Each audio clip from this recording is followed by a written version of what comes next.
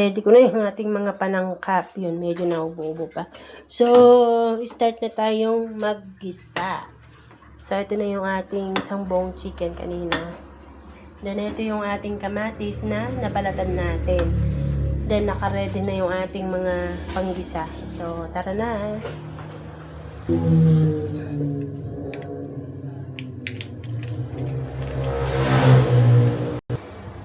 So, yun mga kalodi. So, sasangkot siya muna natin yung ating chicken.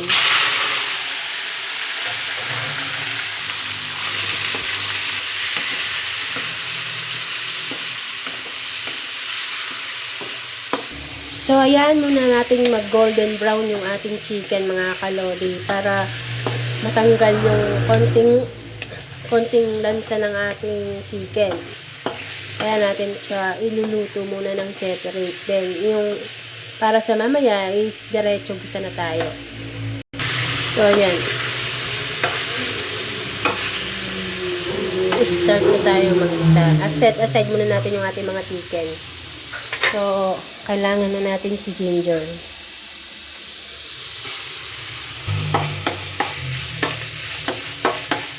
Then, next, lalagay na natin yung ating garlic. Then, one thing and foremost, mga kalodi, nakalimutan ko sabihin sa inyo, no, yung ating puchero is lalagyan natin siya ng paprika. So, ito yung ating paprika na i-mix natin sa ating puchero for today. So, ayan. Lalagyan na natin yung ating onion.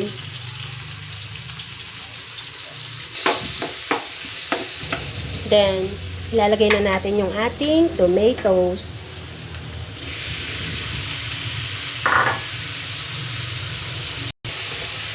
Ayan, muna natin mag-saucy yung ating tomatoes bago natin mag-combine yung ating chicken tsaka sa ating kamatis. Yan, kapag lumambot na yung kamatis natin, mga kalodi, sorry. Kapag lumambot na yung kamatis natin, tsaka natin sila i-combine.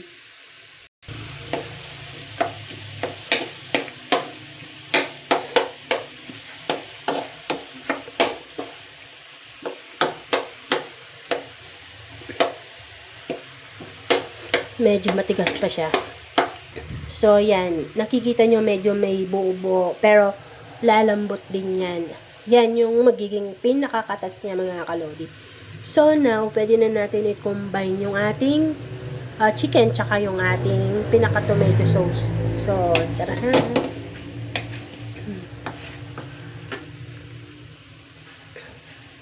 So, ito yung natatandaan ko na old way na ginagawa namin yung dating kung di po ninyo may tatanong na may nagparal po sa atin nung high school.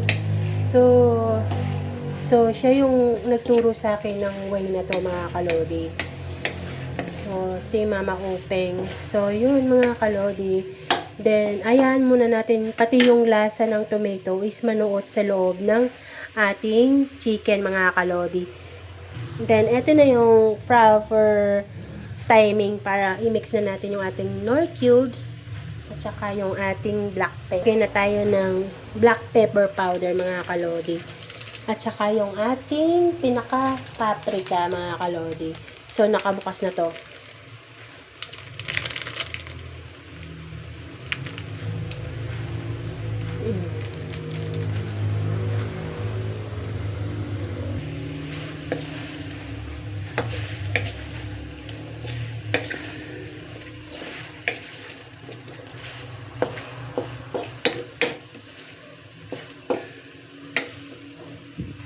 So, proper timing na din na ilalagay na natin yung ating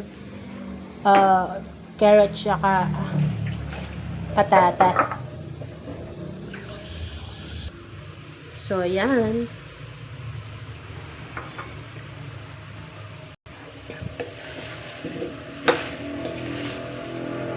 Ang ganda ng kulay ng ating puchero, mga kalodi. Sana masarap din siya. Then, syempre, maglalagay din tayo ng oyster sauce, mga kalodi.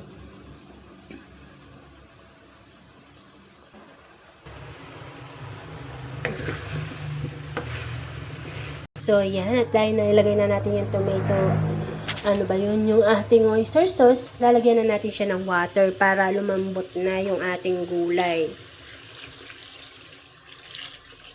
Yan. Then, ayan muna natin siyang kumulo, mga kalodi, until lumambot na yung patatas tsaka yung ating carrots. Then, ilalagay na natin yung ating long bean, mga kalodi. At sa last part is lalagay natin yung ating pechay at tsaka yung siling haba.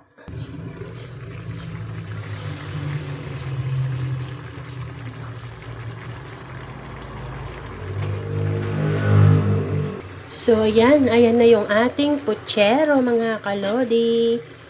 So, time to put na yung ating long bean.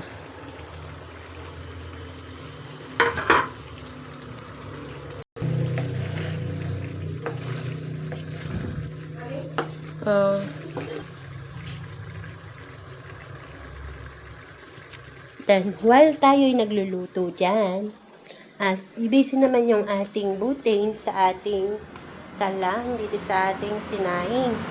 Nagsaing na ako dito. O yan.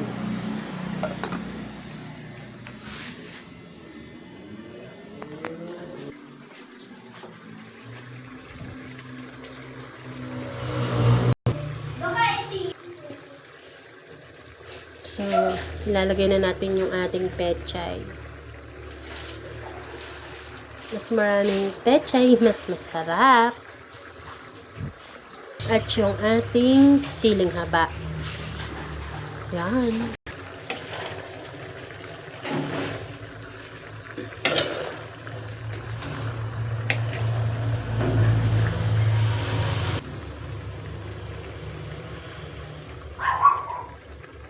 So, let's start na tayo sa ating tikiman. Sobra. Sarap. So, yun. Hanggang dito na muna. Thank you for watching. Ingat po lagi.